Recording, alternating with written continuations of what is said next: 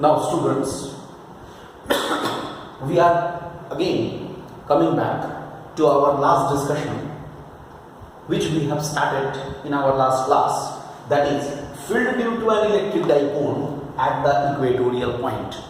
I remind you, it is the electric dipole consisting of the two charges plus q and minus q, and this is the perpendicular bisector. O is the midpoint, and from there a perpendicular has been drawn. It is the perpendicular bisector. Q is a point on the perpendicular bisector. We have joined QA, QB. Field at Q due to the charge at A, that is EA vector, will be acting along the line joining, that is AQ, and field due to the charge at B will be acting along the line QB, this is EB vector. And I hope I have told you that EA is equal to EB is equal to KQ by x square, where QA and QB both is equal to x, and it is an isosceles triangle, so base angles are equal. Obviously, they are resultant according to parallelogram law, since both these fields, which are the vector quantities, are equal in magnitude. That's why their resultant will be passing, that means in such a way that it will bisect the angle between them. That is also very clear. I told you to find out the resultant. You can use parallelogram law also, that I leave it to you. You can find it out. You can find EQ by using parallelogram law. I am finding it out by some other process, that is, if we resolve EA and EB in their components, obviously EQ will be parallel to this dipole AB. That is very clear.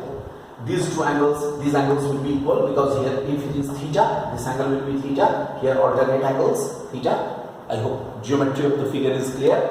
Then what we can say here, EA can be resolved into the two components, EA cos theta, and here EA cos theta and EA sin theta according to vectors. Similarly, EB in this direction, EB cos theta, in this direction, EB sin theta. Look at this. I hope this figure is very clear to you. In this, what we are getting along this direction, along the direction of EQ vector, EA cos theta components and EA sin theta. From the figure, it's very clear that the components EA sin theta and EB sin theta will mutually cancel each other. That means, what will be the net field at Q, that is EQ, should be how much? EA cos theta plus EB cos theta, that must be equal to twice EA cos theta. Why? Because EA is equal to EB. That's why it is equal to twice KQ by x square into, look, cos theta. Look at this figure. Can I get cos theta? This value is A. This value is also A. So may I write this as A by x from the figure. That's why what we can write? We can write K twice QA by x cube. And again K, it is P by x cube here, as P is equal to twice AQ. I hope you remember dipole moment. So many times we have discussed. Now, using Pythagoras theorem, now we have x should be equal to r square plus a square to the power half. Look at the figure.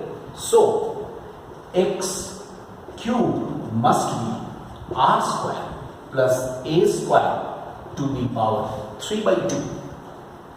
So, our final expression E cube must be 1 by 4 pi epsilon naught into P divided by R square plus A square to the power 3 by 2, like this.